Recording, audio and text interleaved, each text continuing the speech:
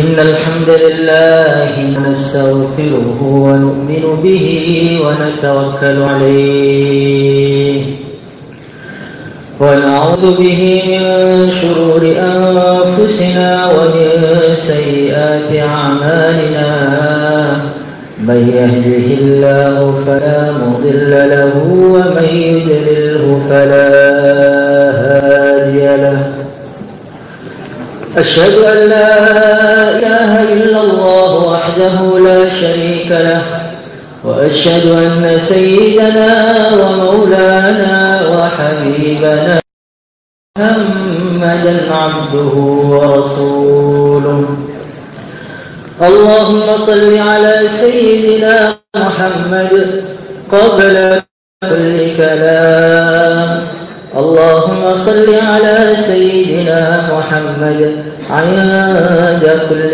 كلام اللهم صل على سيدنا محمد بعد كل كلام اللهم صل على سيدنا محمد عدد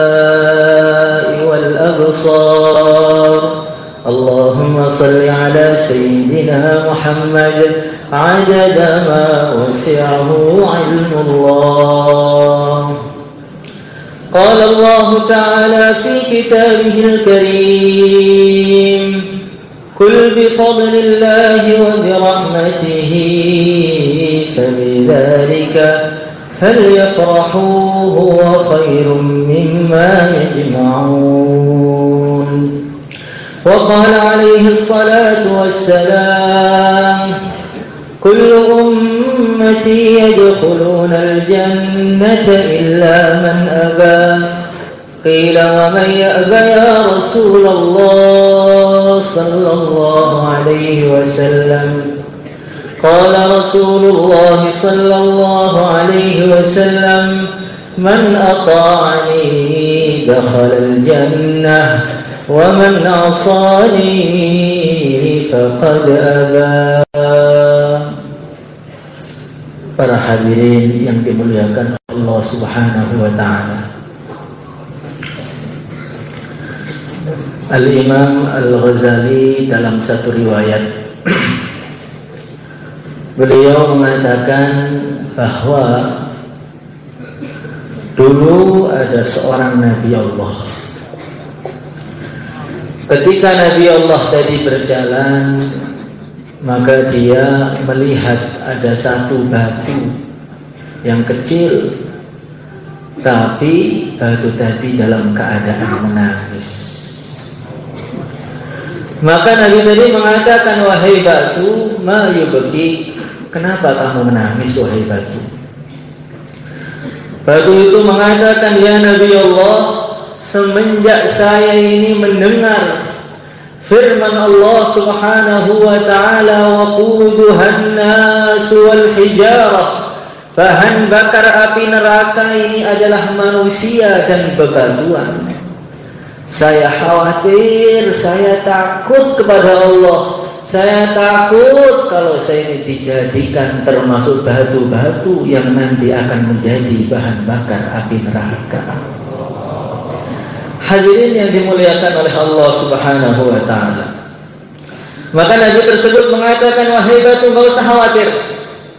Saya akan doa kepada Allah Subhanahu wa ta'ala agar Allah menyelamatkanmu dari neraka. Maka Nabi itu doa, ya Allah, selamatkan batu ini dari neraka ya Allah. Setelah didoakan, Allah ijabahi, Nabi tadi pergi. Enggak berselang lama, Nabi itu melewati tempat yang sama. Batu yang dulu nangis, sekarang tangisannya lebih kencang lagi. Dan wahai batu, Subhanahu wa ta'ala telah menyelamatkan kamu dari api neraka. Kenapa sekarang tangisanmu bahkan lebih kencang daripada tangisan yang pertama? Maka Nabi itu mengatakan, ya Nabi Allah, tangisan saya yang dulu tidaklah sama dengan tangisan saya yang sekarang. Dulu saya nangis saking takutnya kepada Allah kalau saya dimasukkan dalam neraka. Kalau sekarang saya nangis saking senangnya karena diselamatkan dari neraka. Hadirin yang dimuliakan oleh Allah Subhanahu wa taala, dan hati manusia itu kalau tidak diisi dengan takut kepada Allah dan gembira syukur dengan nikmat Allah, maka hati manusia itu akan mengeras, bahkan akan lebih keras daripada batu. Kalau kita merenungi cerita tadi, benda mati yang itu tidak mukallaf, dia bisa begitu takutnya kepada Allah sampai nangis karena takut dimasukkan neraka. Bagaimana kita ini sebagai manusia umat Rasulullah Sallallahu Alaihi Wasallam, maka sudah semestinya kita ini lebih takut kepada Allah melebihi benda-benda itu. Hadirin yang dimuliakan oleh Allah Subhanahu wa taala, Allah Subhanahu wa taala berfirman dalam hadis qudsi, wa izzati wa jalali la ajma'u li 'abdi khawfaini wa amnain ila khafani fid dunya amantuhu fil akhirah wa ila aminani fid dunya akhaftuhu fil akhirah. Demi kehebatanku, demi kemuliaanku, tidak akan saya kumpulkan untuk hambaku ini dua rasa takut dan dua rasa aman. Firman Allah, kalau hambaku sudah takut kepadaku ketika dia di dunia, maka akan saya beri rasa aman kepada dia ketika nanti di akhirat. Tapi kalau hambaku ketika di dunia sudah merasa aman dari azabku, dengan begitu tenang, gak takut sama sekali dengan azab-azab Allah, nanti di akhirat akan saya bikin dia ketakutan dengan sangat. Maka kalau orang itu sudah takut di dunia, di akhirat nanti Allah akan berikan rasa aman kepada mereka. Hadirin yang dimuliakan oleh Allah Subhanahu wa taala, hari ini kebanyakan kita yang kita pikir itu hanya amal. Kadang-kadang kita pikir hanya sholat, zikir. Tapi orang-orang jarang yang memikirkan sebenarnya sholat kita itu rasanya sudah meningkat atau belum. Jangan sampai sholat kita ketika 15 tahun dulu rasanya dengan sholat kita ketika umurnya sudah 70 tahun sama aja. Ketika takbir, otaknya langsung muter ke sana kemari, tiba-tiba sudah salam. Hadirin yang dimuliakan oleh Allah Subhanahu wa taala, maka dalam hati ini harus kita tanamkan rasa khauf, rasa takut kepada Allah Subhanahu wa taala. Dalam Mukasyafatul Qulub ada satu hadis, di akhirat nanti api neraka itu keluar dari Jahannam. Keluar, suaranya begitu bergemuruh sekali. Mereka keluar ke mahsyar, nyari orang-orang yang di mahsyar mau dilahap semuanya. Maka umat Muhammad Sallallahu Alaihi Wasallam itu sebagai pahlawan-pahlawan di mahsyar, maka dia maju ke depan, di depan api. Umat Muhammad tadi mengatakan bihaqqis shaimin irji'i, dengan berkahnya orang-orang yang puasa, kembali. Neraka enggak mau mundur. Maka orang-orang mengatakan bihaqqil musallin, dengan berkahnya, kehebatannya orang yang salat, mundur, enggak mundur. Dengan berkahnya orang-orang yang khusyuk, mundur, enggak mundur. Dengan berkahnya macam-macam disebutkan satu persatu, tapi api neraka itu semakin maju, semakin dekat. Maka tiba-tiba malaikat Jibril alaihi salatu wasallam itu datang kepada Rasulullah sallallahu alaihi wasallam, bawa gelas kecil gitu. Ya Rasulullah sallallahu alaihi wasallam, ini ada gelas kecil, ada airnya sedikit, kamu cipratin, kamu siramkan, cipratin di sana. Maka Nabi mengambil gelas tadi, dicipratin itu api neraka itu, baru kena beberapa tetes langsung padam. Maka Rasulullah Shallallahu Alaihi Wasallam begitu kaget, mahadza ya Jibril, ini air apa wahai Jibril? Kok begitu hebat sekali itu neraka diusir pakai berkahnya orang sholat, orang puasa, zikir, orang dakwah, nggak mundur-mundur. Air apa itu? Maka malaikat Jibril mengatakan, hadza ma'u usati ummatika alladzina baqaw min khasyatillah. Ini adalah air mata ahli maksiat dari umatmu yang mereka itu nangis menangisi dosanya karena saking takutnya kepada Allah Subhanahu wa taala. Semua orang pada hari ini berdosa, ada yang dosa mata, ada yang dosa hati, ada yang dosa tangan. Tapi berapa banyak orang yang mau menangisi dosa-dosanya di depan Allah Subhanahu wa taala? Bahkan hari ini banyak orang itu yang bangga dengan dosanya. Dia ceritakan kepada orang-orang, saya sudah pernah mencuri segini, saya sudah pernah berzina berapa kali, saya sudah pernah bunuh orang, saya sudah pernah menentang kepada Allah. Dengan begitu bangganya diceritakan kepada teman-temannya tentang kemaksiatannya. Hadirin yang dimuliakan oleh Allah Subhanahu wa taala. Maka Rasulullah Shallallahu Alaihi Wasallam beliau sering berdoa, Allahumma rzuqni ainaini tabqiyani min khasyatik. Ya Allah, berilah saya ini rizki dua mata, yang dua mata tadi bisa nangis karena saking takutnya kepadamu ya Allah. Jadi kita harus doa minta mata kita itu bisa nangisnya karena takut kepada Allah. Hari ini di mana-mana orang nangis. Ada yang nangis karena ditinggal meninggal, ada yang nangis karena dikecewakan, ada yang nangis karena ini, nangis karena itu. Berapa banyak orang pada hari ini yang nangis karena saking takutnya kepada Allah Subhanahu wa taala. Maka kita harus doa terus, ya Allah, berilah rizki kepada saya ini dua mata, yang dua mata tadi bisa menangis karena saking takutnya kepada Engkau, sehingga mata kita ini adalah mata yang akan menarik kita, membawa kita ke surga Allah Subhanahu wa taala. Hadirin yang dimuliakan oleh Allah Subhanahu wa taala. Maka dulu ada satu ulama namanya Muhammad bin Munzir. Kalau sholat itu mulai jam 12 sudah tahajud.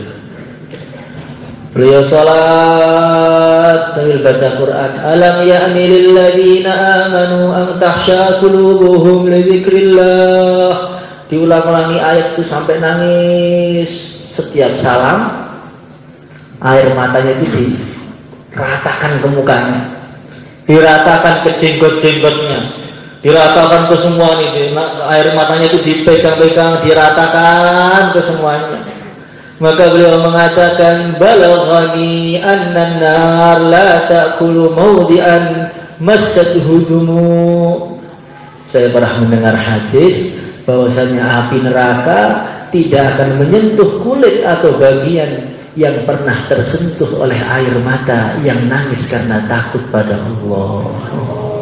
Jadi sekarang itu tameng kita itu sudah mana? Kalau kita pernah menangis 3 tetes, berarti yang selamat baru sekitar mata kita. Maka Rasulullah Shallallahu Alaihi Wasallam kalau malam itu nangis sampai jenggotnya basah, bahkan nangis sampai bajunya yang bagian depan itu basah, bahkan nangis sampai lantai-lantai itu ada bekas basah tangisannya Rasulullah Shallallahu Alaihi Wasallam. Hadirin yang dimuliakan oleh Allah Subhanahu Wa Taala, inilah cita-cita hidup itu seperti itu. Cita-cita hidup itu bagaimana hidupnya penuh dengan rasa syukur dan rasa takut kepada Allah Subhanahu Wa Taala.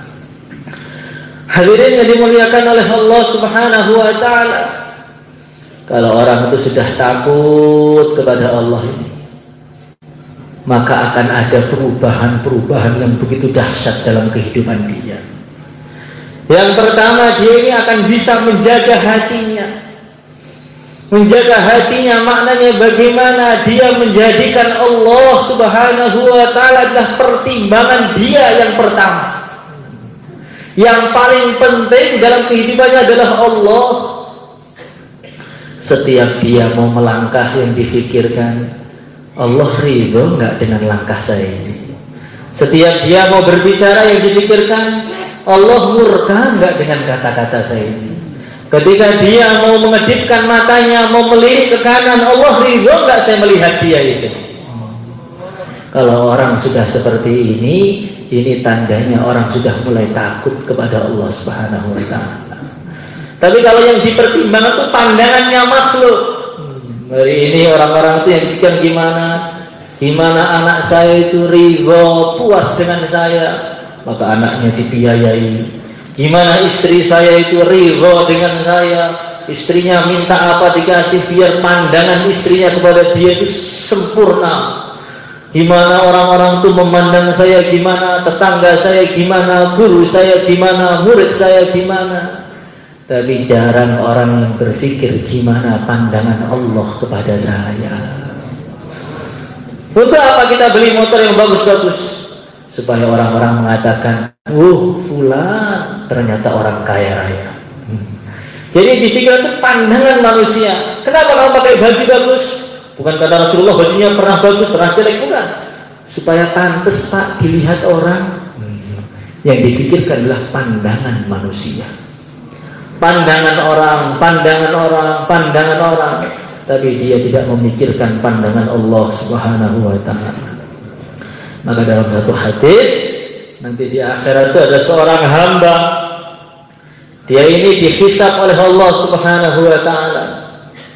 Allah Subhanahu wa ta'ala berfirman kepada hamba tadi, "Abdi atadhkuru yawma kadza wa kadza, sa'ata kadza wa kadza, idh aghlaqta 'alaika al-bab wa satarta min a'yunin nas, wa lam tastahi min nadhari ilaik, abdi lima ja'altani ahwana an-nadhirina ilaik." Allah berfirman kepada seorang hamba di akhirat nanti, naudzubillah min dzalik.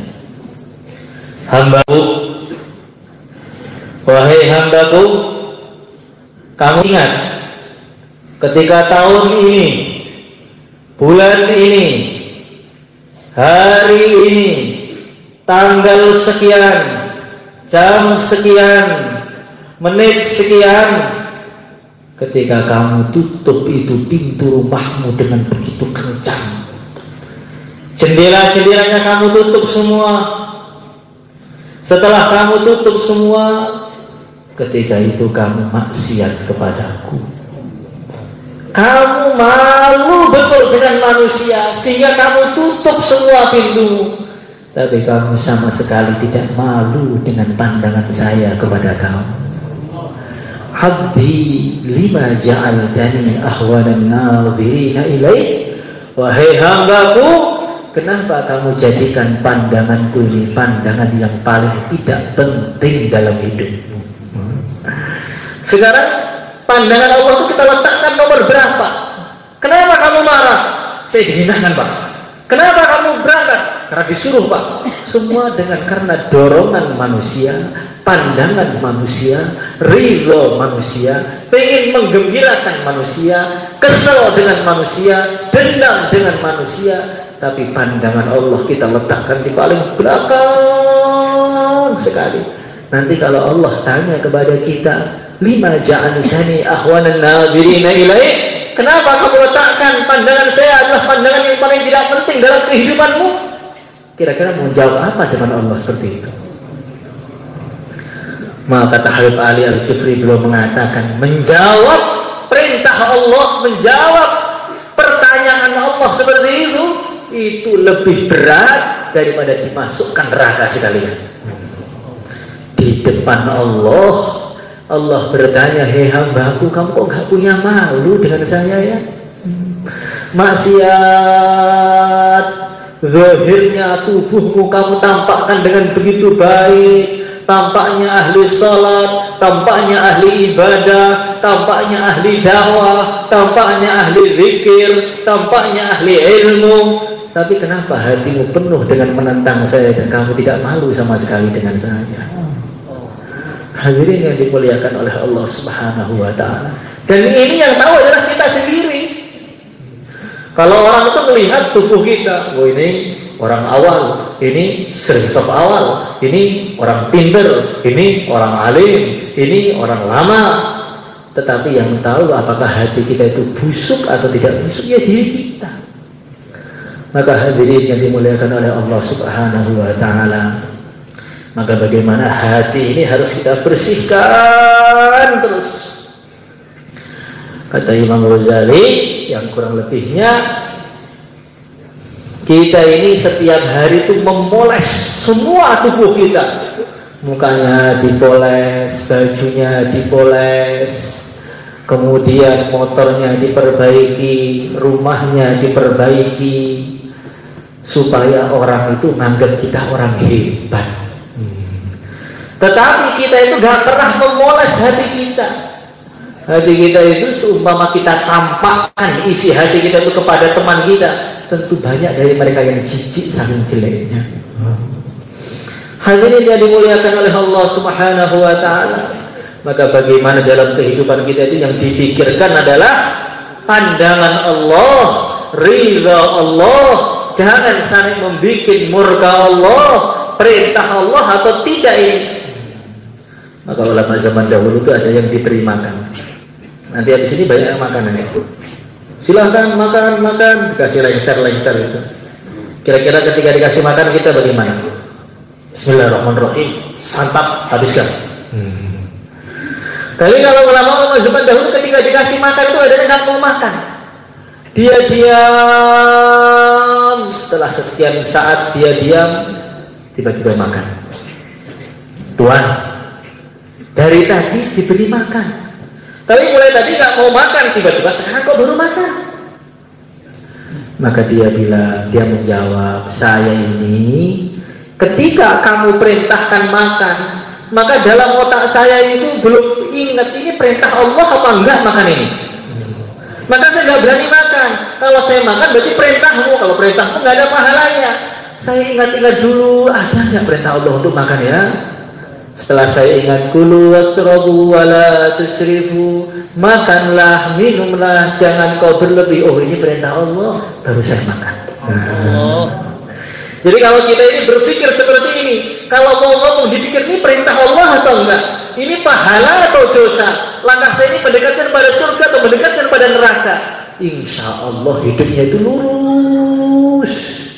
Di mana-mana ada orang saling caci mencaci, ada orang saling hina menghinakan, saling bunuh membunuh. Kenapa? Karena dia tidak berpikir dulu sebelum dia berbuat. Hadirin yang dimuliakan oleh Allah Subhanahu wa ta'ala, maka yang pertama kita jaga hati kita.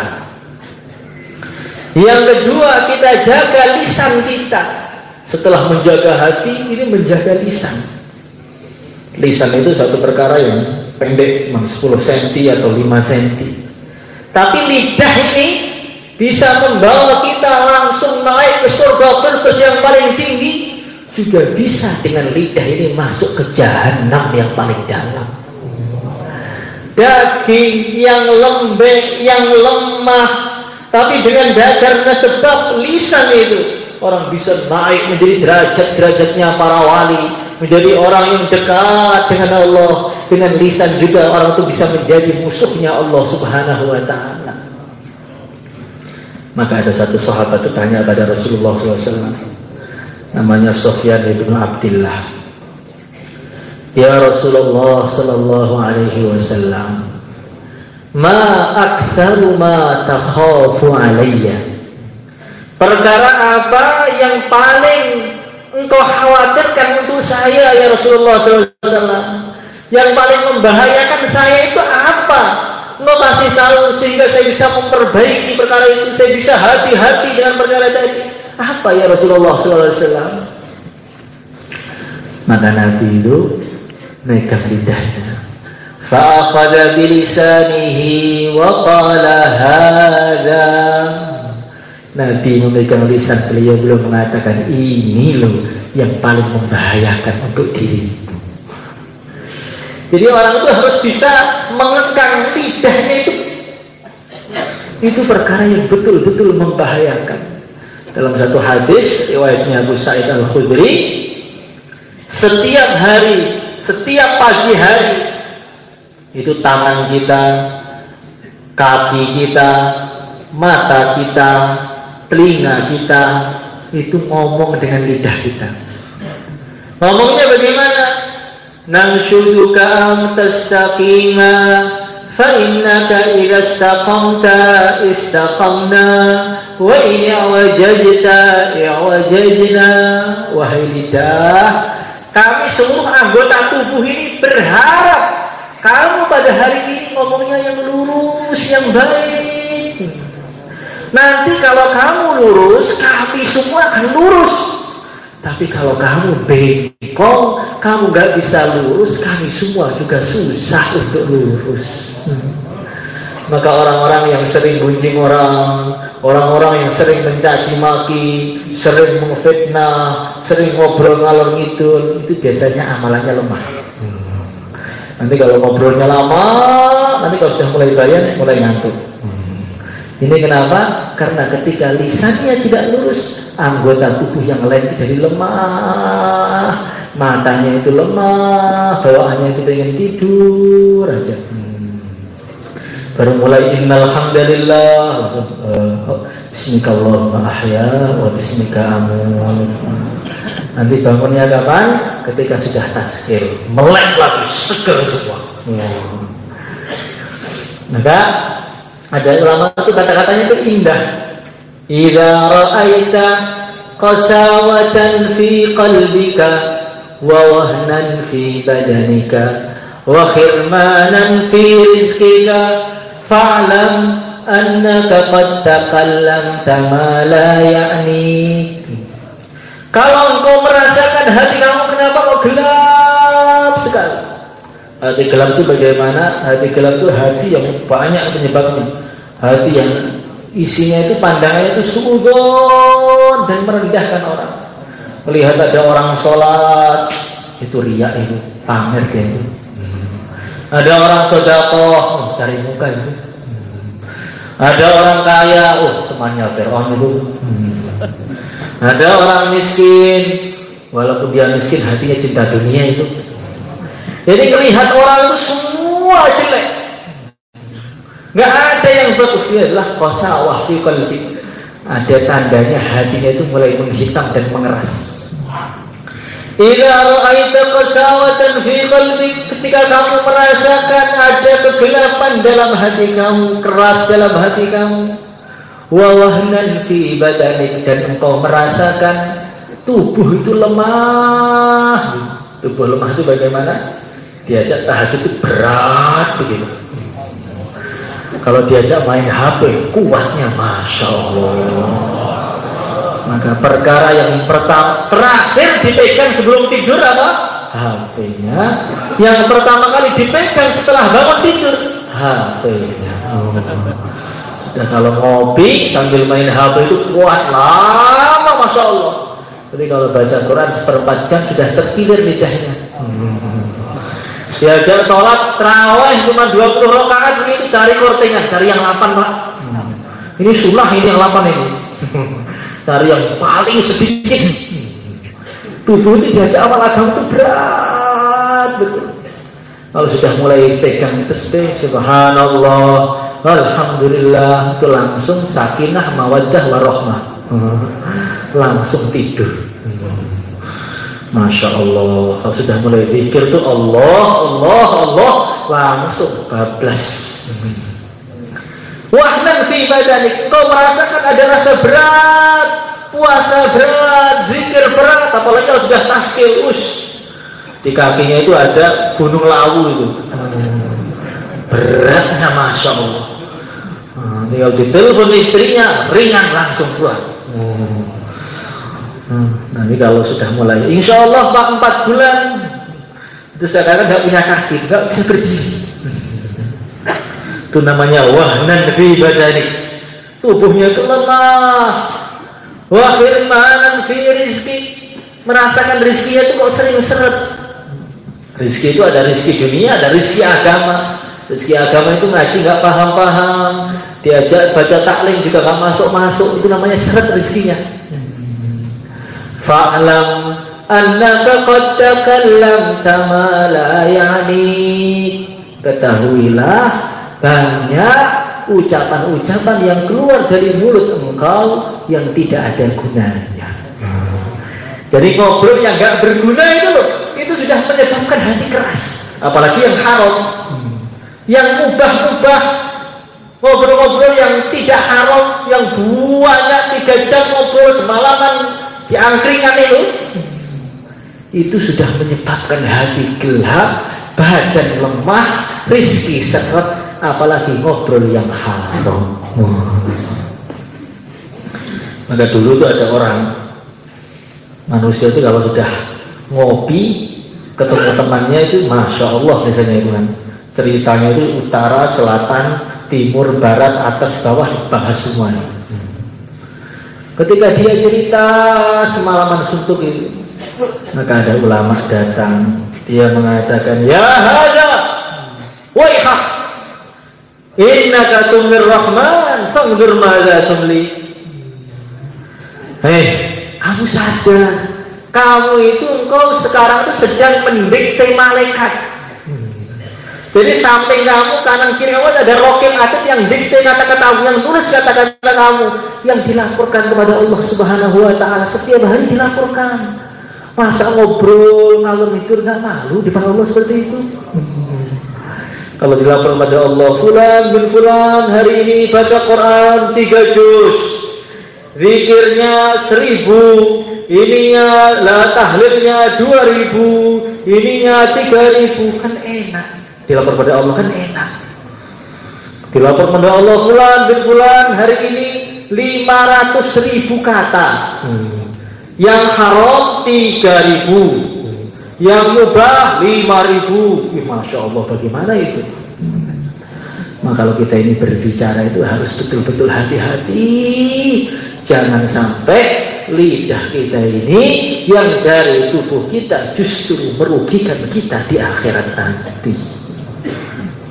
Maka orang yang menggunjing orang itu orang yang paling rugi, kata Imam Ghazali itu. Orang yang menggunjing orang itu orang yang seperti membuat ketapel raksasa. Dia buang pahalanya ke depan, ke belakang, ke kanan, ke kiri, sehingga dia tidur malam dalam keadaan bersih dari seluruh pahala.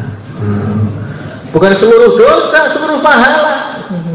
Pagi sudah taklim, sudah khususi, sudah sedekah, sudah amal masjid, sudah makomi, sudah lengkap.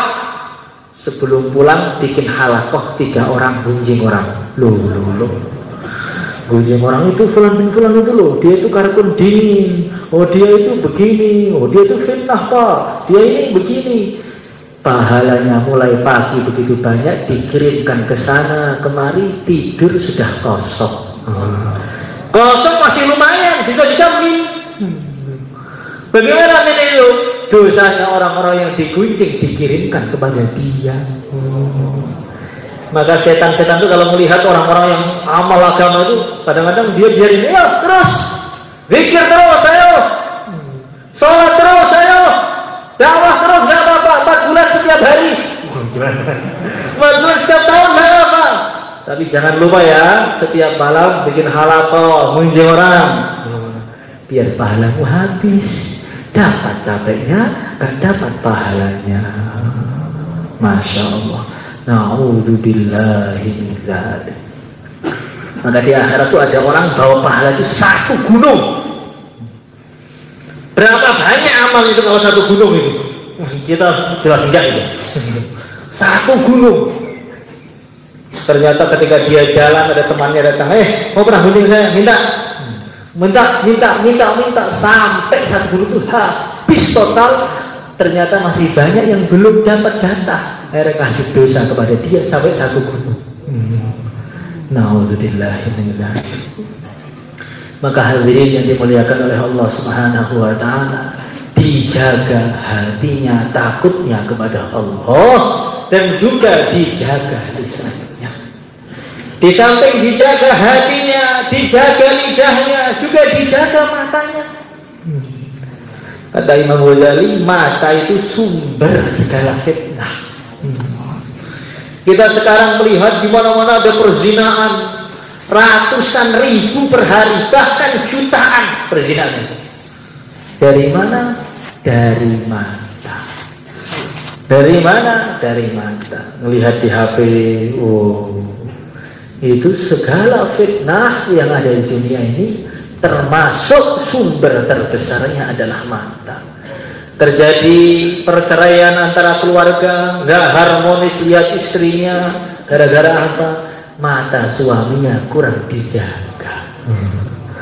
Maka ada orang itu datang kepada satu ulama, saya lupa namanya, kalau nggak salah Imam Syafi'i. Dia mengatakan, Syekh, saya ingin nambah istri lagi, Syekh. Loh, kenapa? Istri saya sudah expired.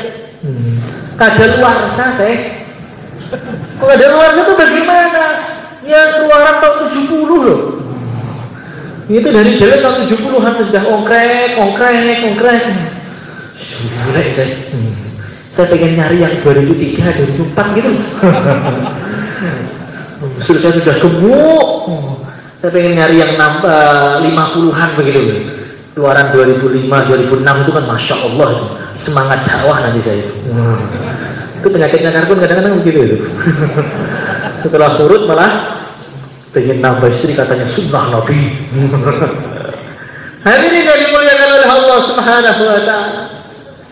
Maka Imam Syafi'i itu bila mau saya kasih ramuan apa saya? Biar istrimu cantik lagi. Masa bisa cantik lagi, bisa langsing lagi, bisa perfect lagi. Udah gak bisa, kan tua saya. Bisa. Gimana caranya? Mulai sekarang amalkan amalan ini. Amalannya apa? Kamu tundukkan pandangan 40 hari. 40 hari, ya. Nazar berkodam. Kalau jalan lihat jempol kakinya. Kalau jalan apa? Lihat jempol kaki. Sambil zikir. Setiap nafas masuk, Allah, keluar, Allah, gitu ya. Siap. Jalan betul, diamalkan. Baru 2 minggu sudah datang. Syekh, istri saya cuantik ternyata. Masa iya cuantik seluruh dunia, nggak ada wanita yang lebih cantik daripada dia itu. Ternyata tampak jelek itu saking banyaknya wanita yang dimasukkan di matanya. Itu namanya mata keranjang. Keranjang itu apa? Semua dimasukkan di keranjangnya itu. Di HP-nya dimasukkan semua itu. Ini cantik masuk terus. Inna lillahi wa inna ilaihi raji'un. Maka dalam satu hadis dikatakan, Nabi bersabda, Inna nadhra ila mahasinil mar'ati sahmun masmumun min sihami iblis. Faman tarakaha adaqahu Allah halawata ibadatin tasurruh. Memandang wanita yang bukan mahramnya itu adalah satu panah yang beracun dari panah-panahnya iblis. Maka orang, saya terpanah Pak. Saya lihat dia terpanah. Dia terpanah dengan panahnya iblis. Itu terpanah itu. Wanita jadi terpanah saya. Itu terpanah dengan panah yang beracun dari panahnya iblis. Nah kalau panah beracun itu sudah memanah kerak di hati, maka hati itu akan busuk. Dipanah lagi, busuk lagi, dipanah, matanya ke sana, ke sini, ke sana, ke sini, hatinya tiba-tiba sudah busuk, sudah stroke. Sehingga bagaimana ketika mendengar hadis Nabi itu nggak tertarik. Kalau taklim malah nyuci baju.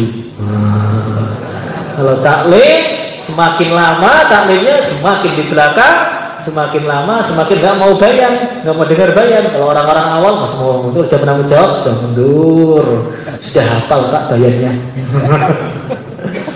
Itu kenapa? Karena kena satu panah dari panahnya iblis tadi. Jadi hatinya itu busuk. Kalau orang itu sudah hatinya busuk, bagaimana? Dengar janji-janji Allah itu nggak ada rasa ingin. Ini orang kalau amalkan ini dia dapat surga.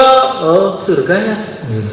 Kalau orang salat 2 rakaat di tengah malam, raka'atani fi jawfil lail khairun minad dunya wa ma fiha. 2 rakaat di tengah malam lebih baik daripada dunia segala isinya. Ya, gitu aja. Jadi dikasih hati-hati Nabi itu ya. Bukan, kalau begitu saya akan salat 1000 rakaat. Kalau begitu saya akan melek semalaman. Kayak Nabi Sayyidina Utsman, 1 malam 1 hataman. Jadi kalau dengar hadis-hadis Nabi itu gak tertarik. Tapi kalau mendengar ancaman Allah juga gak takut. Kalau orang maksiat ini dia akan dihukum ini, masa sih? Kalau orang ini akan dimasukkan neraka, yang neraka itu panasnya segini, maling minimalnya saja kakinya dimasukkan ke sendal sampai otaknya mendidih. Gitu Pak ya, itu. Dengan janji Allah tidak tertarik, dengan neraka Allah tidak takut. Maka malaikat-malaikat itu, malaikat-malaikat di langit sana, di bumi juga banyak, samping kita juga banyak. Itu kalau melihat manusia itu aneh, anak Adam itu aneh betul. Di langit itu disiapkan, di akhirat itu disiapkan surga yang begitu indah. Bidadarinya itu hari-hari itu dimoles sampai secantik-cantiknya, sampai ludahnya. Kalau ludah di 7 samudera, maka tilkan abhur akhla minal asal, maka 7 samudera akan lebih manis daripada madu. Tapi orang itu gak pengen begitu, enggak, biasa aja. Neraka Allah itu dibakar, mulai warnanya merah menjadi putih, menjadi hitam, gak takut. Jadi malaikat itu melihat kita itu, Masya Allah, disiapkan surga itu kok bisa tidur ya? Ditunggu istrinya di surga lo bisa tidur. Kita ditunggu istri barunya di dunia lo gak bisa tidur. Ini ditunggu bidadari di surga, malah tidurnya nyonya di belakang tiang. Makanya bidadari di surga itu kadang-kadang sering saling membanggakan suaminya masing-masing. Diteropong dari sana. Suamimu mana? Dulu sedang keluar jalan kaki, naik gunung turun gunung itu. Hujan panas, naik gunung turun gunung, nyampaikan agama itu. Suami saya itu namanya pria punya selera itu. Seleranya apa? Jalan kaki, naik gunung turun gunung. Bagaimana? Siapa itu tidak ini? Itu namanya pria punya selera, bukan rokok, bukan. Pria punya selera itu seperti itu. Mana suamimu? Tuh, pojok masjid jam 1 malam nangis sampai bajunya basah, itu suami saya. Saling bangga-banggaan. Mana suamimu? Itu yang baca Quran setiap hari di majlis gak pernah berhenti menjadi zikir, itu suami saya itu. Ada bidadari. Mana suamimu? Malu diem. Mana? Punya suami kan? Punya. Islam, jelas Islam mendapat lah. Mana tadi? Dulu di masjid Terangkil, pojok belakang sambil baring. Orang-orang pada istimewa semangat, malah suami saya di pinggir tas, kakinya diluruskan. Itu hasrat juga ya dengan saya itu. Jangan-jangan suami saya impoten itu. Saya tunggu di setiap hari, saya mencantikkan diri saya, suami saya sambil lemes-lemes. Selera enggak itu ya? Aduh, suami saya ini gimana ini? Kasihan istri kita di akhirat itu, malu kalau lihat suaminya gak semangat itu. Maka Allah itu senang dengan seorang hamba yang menampakkan kuatnya. Aramin nafsihil kuat, itu tampakkan kuatnya itu. Walaupun sudah tua tapi taskil semangat, baca taklim semangat, baca Quran semangat. Orang Islam itu seperti itu, harus energik. Jangan orang Islam itu lemes-lemes gitu. Jadi orang baru melihat, gimana mau masuk Islam, orang Islam lemes semua. Bagaimana? Siapa atau tidak? Dijaga hatinya, dijaga matanya, dijaga lisannya. Yang tidak kalah penting lagi apa itu? Dijaga perutnya. Itu solarnya itu, bensinnya itu. Maka kata para ulama, kamu tidak akan bisa memperbaiki agamamu sebelum engkau memperbaiki perutmu. Maka kalau orang itu tampaknya kurut terus, tampaknya sholat terus, tapi kalau isinya itu haram, bisa-bisa tidak diterima oleh Allah Subhanahu wa Ta'ala. Maka ada hadis mengatakan, kam min qa'imin laisa lahu min qiyamihi illa as-sahr, wa kam min sha'imin laisa lahu min siyamihi illa al-ju'. Berapa banyak orang yang bangun malam, tampaknya tahajud, sungguh-sungguh nangis depan Allah, tapi dia nggak dapat pahala apapun. Yang dia dapat cuma capek dan letih dan bangun malam. Berapa banyak orang yang puasa Senin Kemis, puasa Daud, puasa Ramadan, puasa Ayyamul Bid, tapi nggak dia dapatkan kecuali hanya haus dan dahaga. Kata para ulama termasuk tafsirnya, karena di dalam perutnya ada makanan haram. Maka Sayyidina Ibnu Abbas juga mengatakan, la yaqbalullahu salata amrin fi jawfihi haram. Fi jawfihi haram. Allah tidak menerima salatnya seseorang yang dalam perutnya, dalam tubuhnya ada perkara haram. Maka kadang-kadang itu orang itu memperbaiki tubuhnya, memperbaiki dakwahnya, zikirnya, salatnya, baca Qur'annya, tapi masih riba terus. Sudah karbon 20 tahun, atau 20 tahun masih riba terus. Nah ini nanti banyak sholat-sholat yang tidak ada fadilahnya. Hadirin yang dimuliakan oleh Allah Subhanahu wa Ta'ala, Sayyidina Abu Bakar As-Siddiq radhiyallahu ta'ala anhu, ini orang yang kalau ditimbang imannya itu melebihi semua umat selain para nabi, para rasul. Sayyidina Abu Bakar mengatakan apa? Ma syabitu mundu aslamtu li'ajida halawata ibadati rabbi. Saya ini semenjak masuk Islam belum pernah makan kenyang.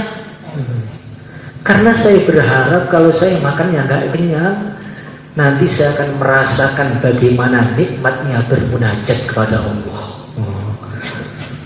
Itu pemahaman Sayyidina Abu Bakar itu, yang dalam hatinya ada iman yang begitu besar, belum memahami kalau orang itu kenyang terus itu susah, nikmat ibadah itu susah. Yang adanya nyenyak tidur ada. Maka kalau kita tuh mau makan, jangan yang penting santap. Apa aja, pokoknya makan. Jangan begitu. Dicek dulu, ini halal betul atau tidak. Ini halal atau haram. Kalau ini perkara halal, sumbernya halal apa enggak? Maka ada satu ulama itu makan korma satu, lupa dia itu. Dari mana lupa? Itu sampai dimasukkan tangannya ke mulutnya biar muntah. Karena tadi bensin yang solar yang masuk dalam tubuh kita ini, kalau dari perkara-perkara yang haram nanti sulit diperbaiki tubuhnya ini. Maka dalam hadis, kullu lahmin nabata min haram fannaru awla bihi.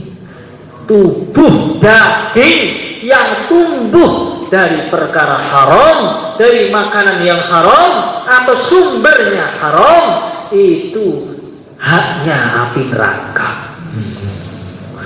Kalau sudah gemuk, kemudian gemuknya dari makan riba, loh ini gimana ini?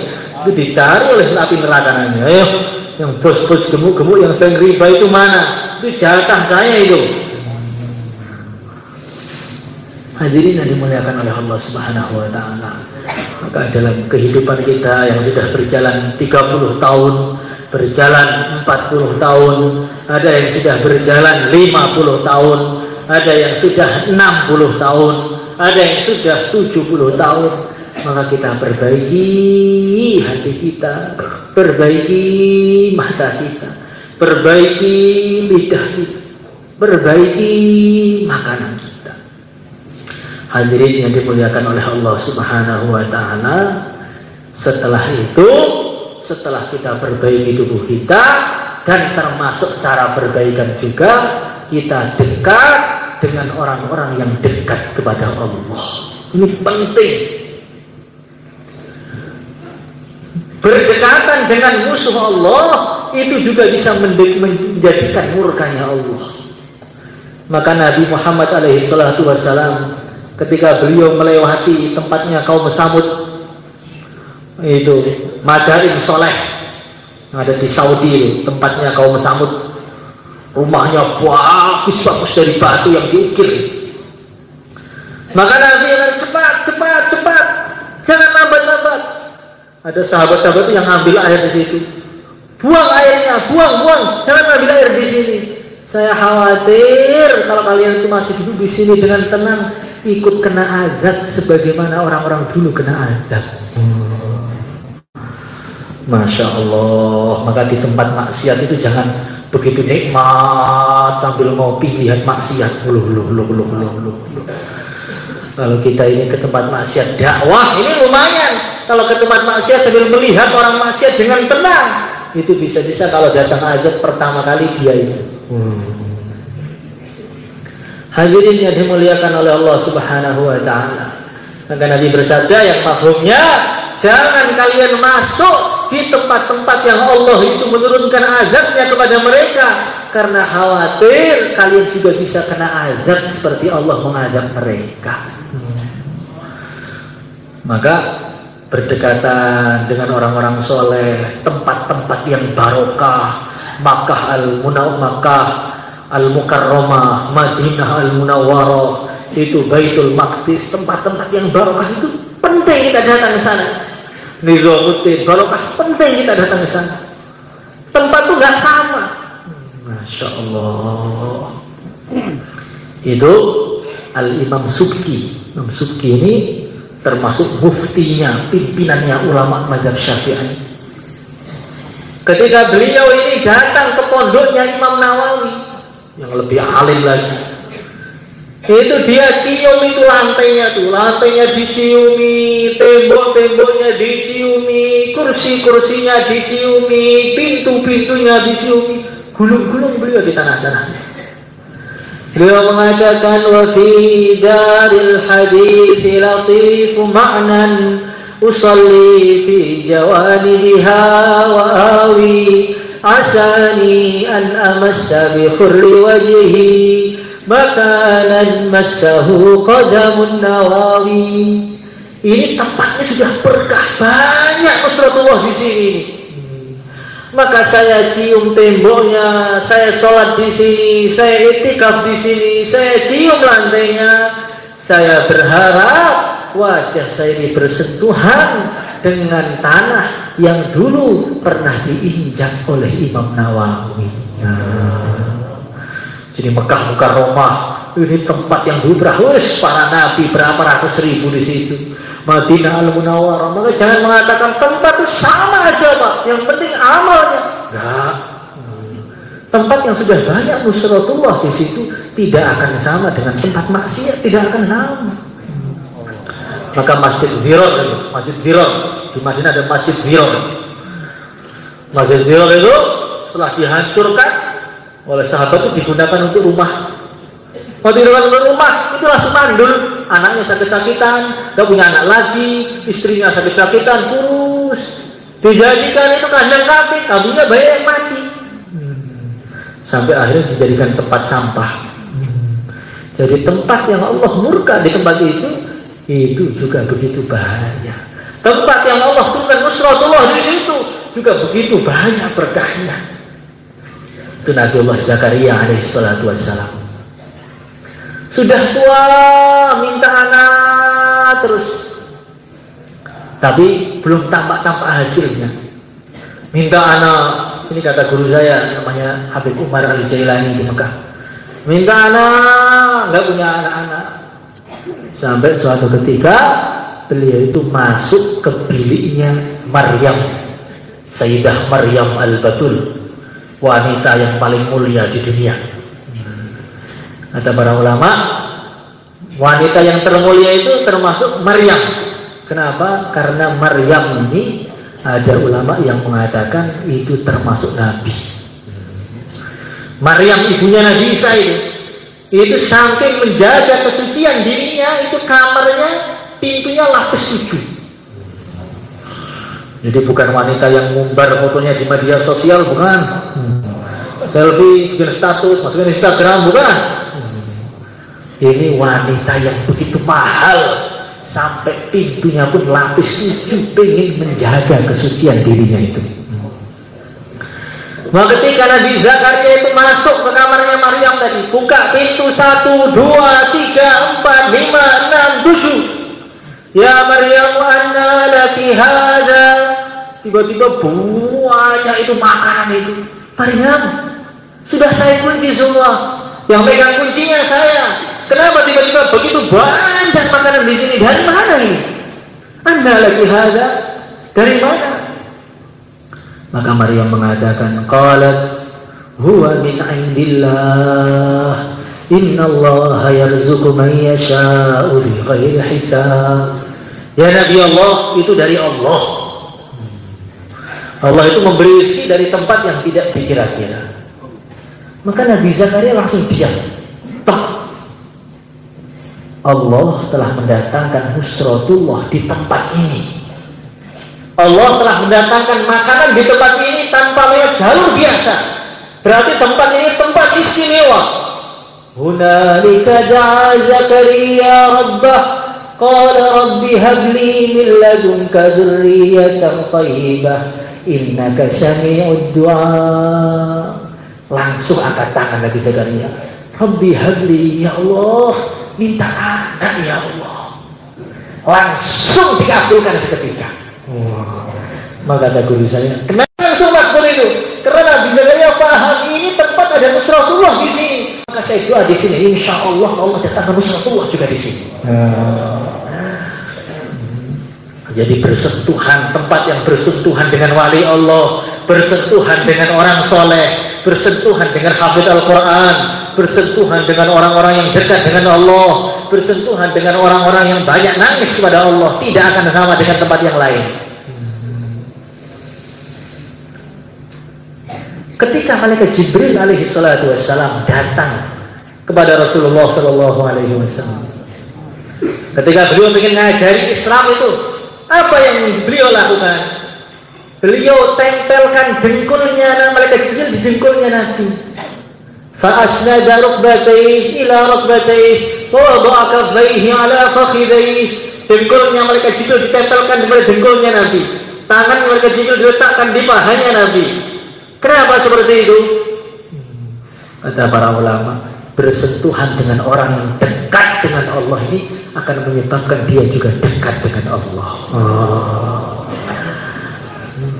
Maka ada orang itu ngirim surat kepada Syekh Ahmad Al-Faruqi As-Sirhindi. Ngirim surat ini ulama sangat besar di India sana. Maka beliau mengatakan, Syekh, saya ini melihat hadis Nabi. Hadisnya mengatakan, kalau kamu infak sebanyak gunung Uhud berupa emas, tidak akan menyamai pahalanya infaknya sahabat sebiji kurma, atau kurang dari atau separuh kurma, atau kurang dari itu.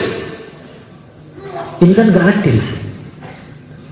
Saya infak gunung Uhud emas, sahabat infak separuh kurma, kenapa pahalanya masih banyak sahabat? Ini kan tidak adil, Syekh. Tapi saya yakin Nabi itu pasti benar. Maka jelaskan kepada saya, gimana makna hadis ini? Maka Syekh Ahmad Al-Faruqi mengatakan, Tuan, hadis itu gak bisa dijelaskan dengan kata-kata. Kalau engkau ingin paham, datang ketemu saya sekarang di sini. Maka betul, ulama tadi datang sowan kepada Syekh Ahmad Al-Faruqi As-Sirhindi itu.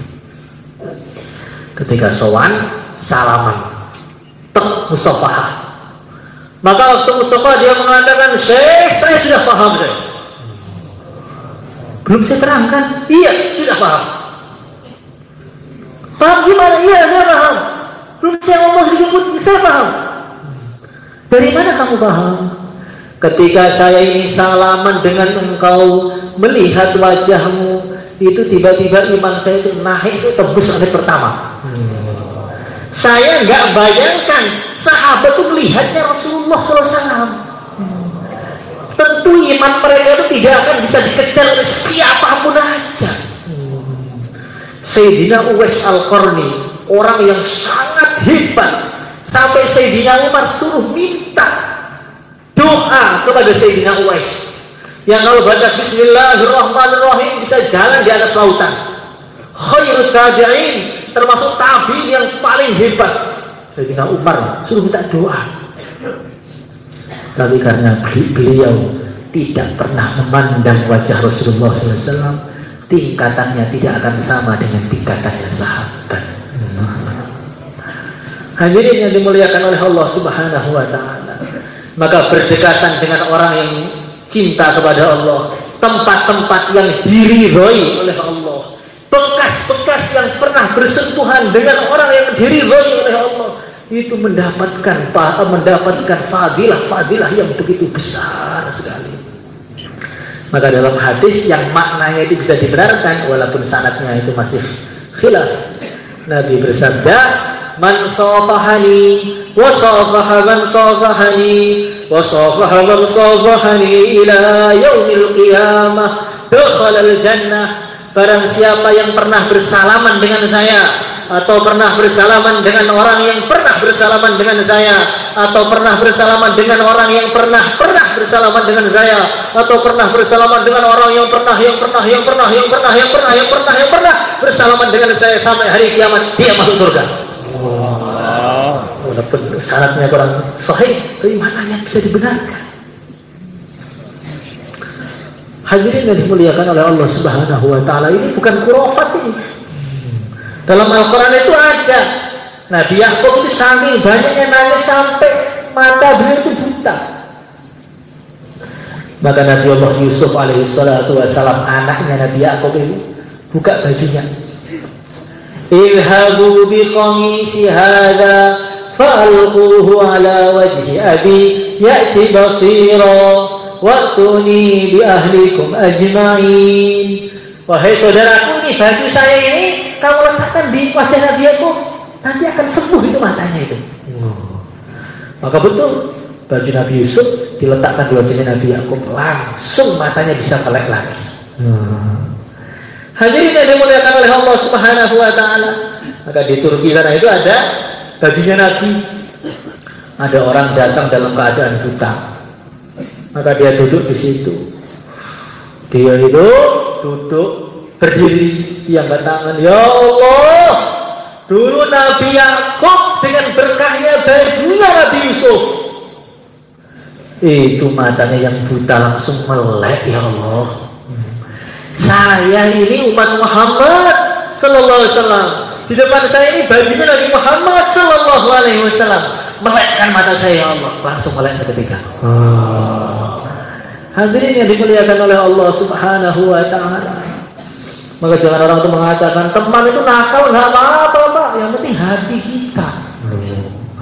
Hati dekat dengan orang soleh itu harus, tubuh kita usahakan juga dekat dengan orang soleh.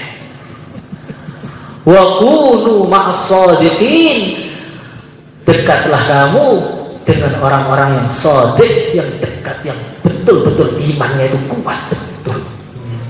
Makanya kalau orang itu dekat dengan orang ahli maksiat, baru duduk langsung pengen maksiat. Dekat dengan orang ahli dunia, yang pembisnis yang otaknya itu penuh 24 jam isinya pokoknya uang, cuan. Duduk dengan dia, memandang wajahnya saja, baru lihat, saya pengen bikin toko ini. Makanya kenapa orang-orang itu melihat orang-orang yang tidak dekat dengan Allah, ahli maksiat, nggak boleh terlalu sering dilihat. Kenapa? Karena itu tidak ada setrumnya itu. Setrumnya itu masuk ke hati, menjadikan hati itu gelap. Maka orang yang sering lihat film-film, sering lihat HP, isinya musuh-musuh Allah, kadang-kadang dikasih itu susah gitu. Karena ada setrum di dalam serek, dari itu nembak ke matanya, masuk ke hatinya, akhirnya nggak mau berjuang. Bagaimana? Ini perkara yang penting. Dalam sholat itu ada nur tersendiri. Dalam zikir ada nur tersendiri. Dalam dakwah ada nur tersendiri. Dalam berdekatan dengan wali Allah juga ada nur tersendiri. Itu ada orang. Itu di Ihya Ulumuddin. Ada orang itu ahli ibadah. Ibadah dia setiap hari kurang lebih 23 jam. Ada yang kuat nggak? 23 jam. Kapan makannya? Kapan tidurnya? 1 jam aja.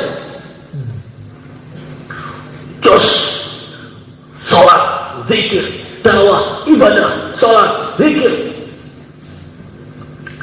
Sampai ada orang itu datang, ulama, namanya Syekh Abu Turab kalau saya nggak salah. Ini ada orang soleh ini bagus ini, tapi saya lihat dia itu nggak suka kumpul dengan orang soleh itu. Maunya sendirian di pojok masjid, zikir sendiri, nggak mau bareng-bareng. Maka dinasihati, Tuan, ini nasihat loh Tuan. Alangkah baiknya kamu tuh sowan-sowan sana loh ke wali-wali Allah, ke kiai-kiai, itu ada ke ziarah-ziarah kubur gitu loh. Itu ada wali besar namanya Syekh Abu Yazid Al-Bustami. Sowan ke dia. Karena orang jos tapi gak ada ilmunya, langsung marah gitu. Saya ini sedang sowan kepada Tuhannya Abu Yazid. Kamu suruh sowan kepada makhluk ya? Turun namanya itu. Saya sedang menghadap kepada Allah, Tuhan semesta alam, yang menciptakan Rasulullah, yang menciptakan seluruh wali, yang menciptakan seluruh daerah. Kamu suruh sowan kepada makhluk Allah. Tak kamu di mana? Orang tadi bilang, Syekh, Tuhan, betul, sholat itu ada fadilahnya, zikir itu ada fadilahnya. Tapi Nabi dalam Al-Quran itu mengatakan, wa kunu ma'as shadiqin, teman-teman yang baik itu juga ada fadilahnya. Wes, kamu sholat. Akhirnya dia sholat juga. Berangkat ke tempat zikirnya Syekh Abu Yazid. Saya biasa itu sedang zikir Allah, Allah, Allah. Di kepalanya itu ada serban, toilasan, tutup. Maka Syekh Abu Turab mengatakan, Syekh Abu Yazid, ini ada saya bawa orang yang ibadahnya luar biasa. Dia pengen sowan dengan kamu, temui Syekh sebentar aja. Ini orang istimewa ini. Maka Syekh Abu Yazid itu dari zikir angkat kepala, Allah. Dilihat doang. Ketika mereka berdua bertatapan mata tadi, langsung pemuda itu jantungnya pecah, wafat seketika. Maka Syekh Abu Turab mengatakan, Syekh Abu Yazid, ini orang istimewa. Saya datang supaya berburu dengan Tuan. Kok malah Tuan bunuh? Maka Syekh Abu Yazid mengatakan, siapa tuh yang bunuh dia ini? Siapa? Ketika dia memandang wajah saya, melihat mata saya, Allah tampakkan di isi langit itu. Langit kelihatan semua, nggak kuat, jatuhnya pecah. Hadirin yang dimuliakan oleh Allah Subhanahu wa ta'ala. Maka hidup itu harus sempurnakan semua. Amalnya dijaga, hati kita juga dijaga, matanya juga dijaga, lidahnya juga dijaga, makanannya dijaga, temannya juga harus baik. Dan itu semua tidak akan bisa sempurna kalau nggak dapat rahmatnya dan sayangnya Allah kepada kita. Karena pada hakikatnya semua yang gerakkan Allah. Kalau Allah itu sayang kepada kita, Allah akan menggerakkan kita pada perkara baik. Gimana biar Allah sayang kepada kita? Ar-Rahimuna yarhamuhumur Rahman, irhamu man fil ard yarhamkum man fis sama. Allah itu yang Maha Rahman, yang Maha Sayang, yang Maha Kasih Sayang, itu suka dengan orang-orang yang sayang. Sayangilah penduduk bumi, maka penduduk langit akan sayang kepada kalian. Jadi melihat orang-orang sedang maksiat, sedang lalai, tanamkan dalam hati itu, sayang ya Allah. Itu gimana dia itu kalau gak diingatkan itu, kalau masuk neraka gimana?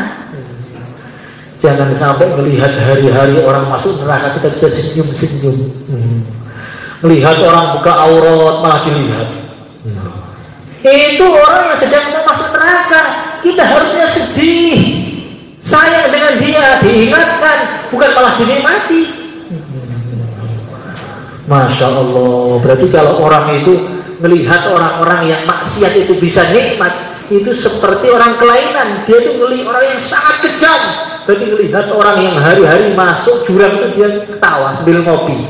Jurang, oh sekali lagi Pak, masuk jurang lagi, ngopi lagi. Sambil rokok itu pedang garam. Masya Allah, lagi Pak. Sama sendiri nggak mau kenal agama, ayo masuk sana. Jadi kadang-kadang zaman itu semakin akhir, orang itu semakin nafsi diriku. Yang penting saya gimana, keluarga saya gimana, yang lain masuk neraka, serahkan dia sendiri, kubur dia sendiri. Maka banyak orang sekarang itu nggak kenal tetangganya. Orang-orang kota itu, saya pernah khususnya orang kota itu, ini tetangganya orang mana Pak? Saya sudah di sini 15 tahun belum pernah ketemu Pak. Gak kenal tetangganya, melihat orang cuek, orang yang seperti ini adalah orang yang sangat bahagia. Karena dulu ada malaikat itu pengen ngazab satu kampung. Allah berfirman, azab itu kampung itu. Ya Allah, di dalamnya ada satu orang yang dekat dengan engkau, ahli ibadah ya Allah. Maka Allah berfirman, azab mulai dari dia. Karena dia jidatnya gak pernah berkerut memikirkan umat. Jadi memikirkan umat itu harus melihat umat yang rusak, itu harus ada kerisauan. Kalau gak ada kerisauan itu nanti ketemu Nabi itu kira-kira jawab kita gimana? Nabi hari-hari nangis, in tu'adzibuhum fa innahum ibaduk wa in taghfir lahum fa innaka antal azizul hakim. Ya Allah, kalau Engkau azab mereka, Engkau itu mereka itu hamba-hambamu juga. Kalau Engkau ampuni mereka, Engkau maha menang, maha bijaksana. Nangis dengan umat. Maka rasa sayang itu kita tanamkan dalam hati itu. Melihat umat itu sayang, maka dakwah supaya apa? Supaya disayangi oleh Allah. Jadi banyak orang itu dakwah itu karena dorongan, karena ikut teman. Jangan seperti itu. Dakwah itu karena apa? Karena ingin mendapatkan sayangnya Allah. Kalau orang dakwah ingin mendapatkan sayangnya Allah, itu istiqomah dakwahnya nanti. Karena ingin mendapatkan sayangnya Allah. Dakwah ingin apa? Ingin dapatkan doanya Rasulullah. Allahumma arham khulafai alladzina yuballighuna anni, yuballighuna sunnati, yuballighuna hadithi. Ya Allah, rahmatilah orang, sayangilah orang-orang yang mereka menyampaikan hadisku, menyampaikan agama dari aku. Jadi kalau dakwah karena perintah Allah, ingin mendapatkan sayangnya Allah, dakwah karena ingin mendapatkan doa Rasulullah SAW, ini gak akan ada. Karkun dingin itu gak ada. Karkun sakit hati, akut sakit hati gak ada. Karena yang dicari apa? Doanya Rasulullah Sallallahu Alaihi Wasallam. Dia dakwah, diusir. Assalamualaikum Pak, waalaikumsalam, pergi. Saya gak mau melihat kamu. Iya Pak, saya pergi sekarang, besok datang lagi. Loh, besok datang lagi. Saya gak mau lihat wajahmu, gak mau ikut kamu selama-lamanya, sampai saya mati atau kamu yang mati. Iya, pokoknya saya akan datang terus sampai bapak yang mati atau saya yang mati. Gimana? Saya lihat kamu tuh wow, saya lihat bapak senang. Jadi kalau dakwah seperti ini, semangat, terus nyari pahala.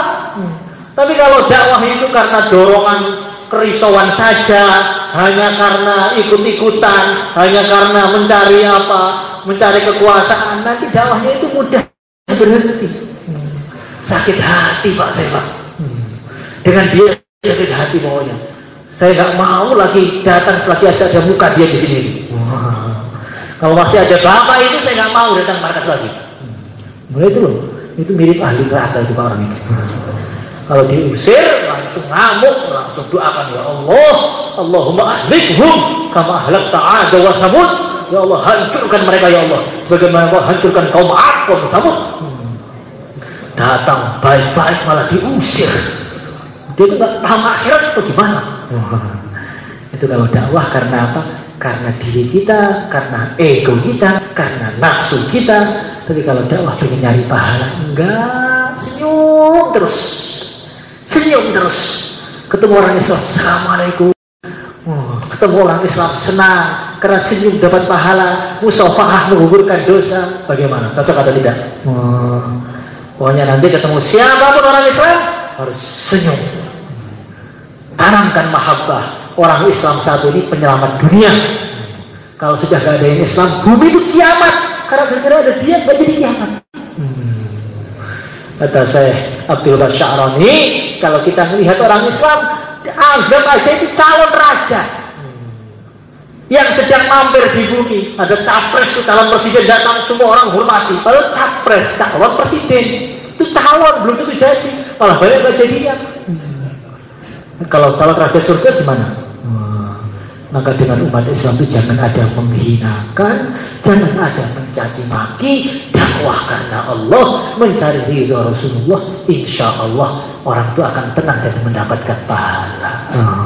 Maka kita harus fokus mencari ridho Allah, mencari ridho Allah. Tanamkan mahabbah pada umat Islam. Innamal mu'minuna ikhwah. Semua orang Islam itu teman kita. Semua yang syahadat, semua yang iman pada Allah dan Rasulnya, itu teman kita di dunia, teman kita di akhirat. Jangan kalau melihat orang Islam kayak melihat musuh Allah. Siapa ini? Dari mana? Mereka semana ini? Satu arahan apa bukan? Gak mau senyum. Bahkan muka dia lebih mengerikan daripada muka dia ketemu musuh Allah yang asli. Dengan orang-orang yang gak Islam baik, senyum-senyum. Dengan orang Islam yang gak sejalan, sesat kamu, neraka jahanam. Mati dalam badan nifaq, mati dalam badan fasik, dikumpulkan dengan munafikin dalam neraka yang paling ganas dan paling dalam, fitarkil asfali minan nar, barang Abu Jahal, Abu Lahab. Masya Allah, itu orang Islam, teman kita, saudara kita. Kalau kita salaman dengan dia, baca selamat, dosa dia kita berguguran. Dan doa itu dikabulkan oleh Allah. Dalam satu hadis kalau orang itu salaman sambil doa, salawat kepada dia, itu berguguran dan doanya dikabulkan. Salaman, doa, salaman, doa, salaman, doa, begitu. Bagaimana? Cocok atau tidak? Tapi dia itu nyebelkan, Pak. Kurang ajar betul dia itu, Pak. Dia itu yang menggerakkan Allah. Ya, berbuat buruk kepada kita itu karena dosa kita. Maka wali-wali zaman dahulu itu kalau jalan nyinggol batu, kesandung batu, nangis dia itu.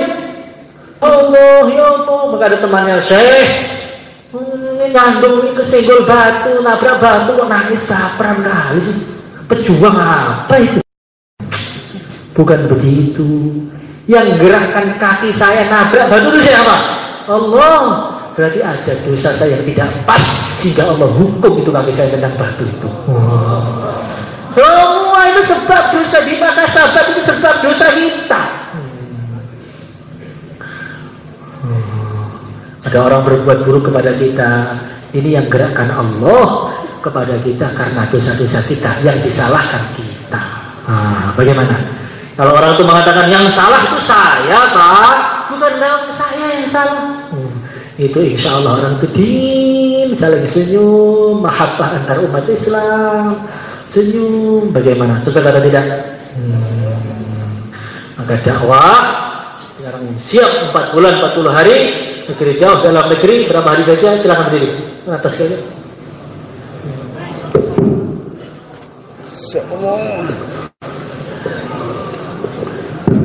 Mari Pak, silakan Pak, yang akan keluar negeri jauh 4 bulan, mari silakan ke belakang Pak. Ke belakang. Ke timur, silakan. Ke timur. Ke timur. Yang lihat 4 bulan dari semua ini silakan ke timur. Masya Allah. kita berdiri untuk menggembirakan Rasulullah SAW. Mari Pak, silakan berdiri kemudian mendaftar di blognya masing-masing.